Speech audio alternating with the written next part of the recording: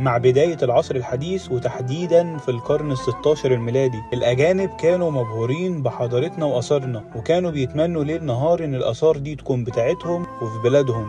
وطبعا عشان السرقة تكون ليها سبب، قالوا إنهم يقدروا يحافظوا على الآثار دي أكتر من أي حد تاني، واستغلوا إن الحكومات الكتير لمصر في الفترة دي مش عارفين قيمة الآثار. وطبعا مش محتاجين نقول إن كل الأسباب اللي قالوها عشان ياخدوا الآثار كلها باطلة، لأنهم كانوا أكبر ناس في تجارة المومياوات، وكانوا السبب في انتشار بيع المومياوات وتهريبها لاعتقادهم إنهم ممكن يستخلصوا منها أدوية. لدرجة إن ملك فرنسا فرانسيس الأول كان شايل دايما معاه لفافة صغيرة من الموميا. وعلشان الأجانب بدأ يشتري المومياوات بكميات كبيرة، بدأ الشعب ينبش في القبور القديمة ويدور عليها عشان يبيعها. وحاولت الحكومة إنها تحد من الموضوع ده، زي إنها فرضت ضرائب كبيرة عليها، وكمان حظرت تصديرها، إلى إن كان خلاص المومياوات بقت بتتباع بكمية كبيرة جدا، لدرجة إن كان في مسحوق اسمه مسحوق المومياوات المصري الأصلي كان بيتباع في الصيدليات الإنجليزية والأمريكية.